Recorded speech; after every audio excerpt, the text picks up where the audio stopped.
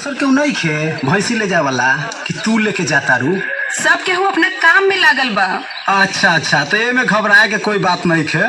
हम एगो नौछटिया पारा लाइल बानी, बहुत तगड़ा बा। ना ना, हम तो जात बानी पाड़ी जी के लगे। अरे पारे जी के पारा कमजोर बा, यही रुक जा। अच्छा, तो पहले अपना पाड़ा के दिखावा और ओकर खूबी बतावा कि ऐसन का खास बा ओकरा में।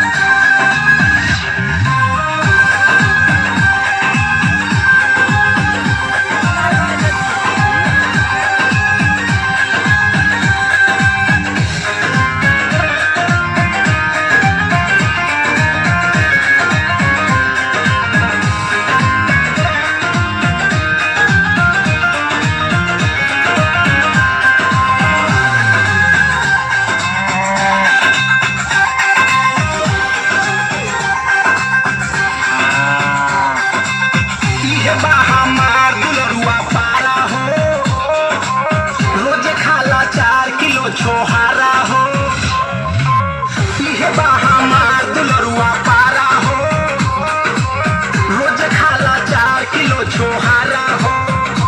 हमार तगड़ा बाटे पारा, मोटा के भइल बाजारा। एक बेर में काम हो जाई, फिर टोपी ना दोबारा भैंस बरदाई हो। अरे ऐसन भैंसा कहीं न तोहके भेटाई हो। अरे ऐसन भैंसा कहीं न तोहके भेटाई हो।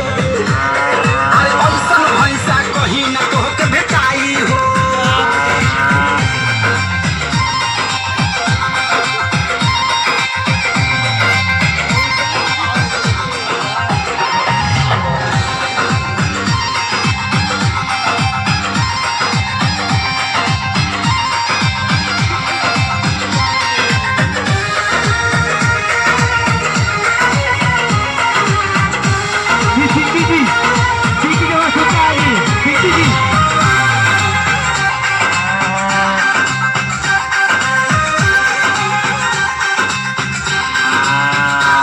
भैंसा बाहा कथा न खाला सुखल घाटा, एकरे खातिर हम बोले जनेरा 32 कट्ठा।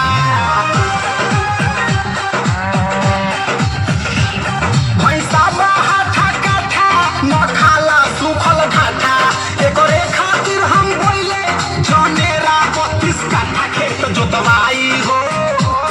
अरे ऐसन भैंसा कहीं न तोहके भेटाई हो। अरे ऐसन भैंसा कहीं न तोहके भेटाई हो। ऐसन भैंसा कहीं न तोहके भेटाई हो।